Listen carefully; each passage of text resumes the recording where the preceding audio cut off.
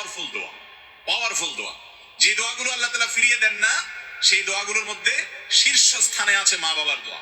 সন্তানের জন্য যদি দোয়া করে, সেই মা বাবার সাথে যদি কেউ বেয়াদবি করে, মা বাবার হক নষ্ট করে, মনে কষ্ট দেয়, আল্লাহর জমিনে এর চাইতে বড় কপাল পোড়া আর হতে পারে না। মা বাবা বদদোয়া দিয়া মুখ দিয়া কিছু বলা লাগবে না, অন্তর থেকে শুধু দুঃখ প্রকাশ করবে, ব্যথা পাইছেন সেটার কথা অন্তরে তার হাজির হবে, এতেই বদদোয়া লেগে যাবে। এই ছেলে দুনিয়াতে অনেক কিছু ঘটাতে পারে, এক সময় ঠিকই ওর অপদস্থ হতেই হবে। বালহাম বাউরের ঘটনা আপনারা অনেকে জানেন, আমি এখন সেদিকে যাব না। অনেক বড় ইবাদত গুজার ছিল, অনেক বড় ইবাদত গুজার ছিল বনি ইসরাইলের যুগে। তার মা ডাক দিছে, পাত্তা দেয় নাই, ইবাদত বন্দেগীতে মশগুল আছে, মার কথার পাত্তা দেয় না, শুনছেও না, শোনার ভান করে আছে।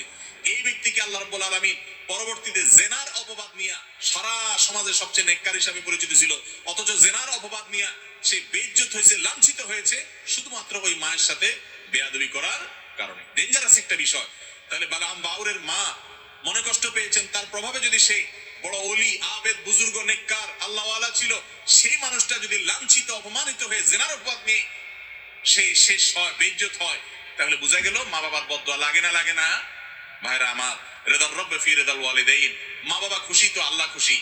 ওয়া সাখাতুর রব্বি ফি সাখাতিল ওয়ালিদাইন, মা বাবা নাখোশ তো আমার আল্লাহ নাখোশ। আল্লাহর ওয়াস্তে মা বাবাকে অসন্তুষ্ট করবেন না ভাইরা।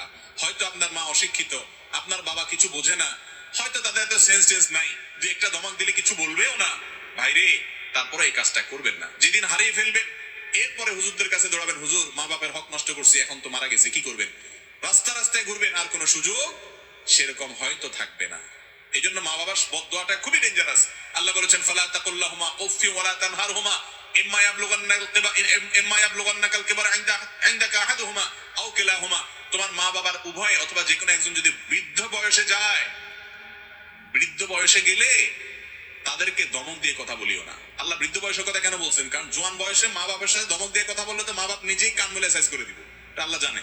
বুড়া হয়ে গেছে বেচারা, ইনকাম না, রুজি নাই, আপনার রুজির উপরে সে নির্ভরশীল, এই জন্য কিছু বলতেও পারে না।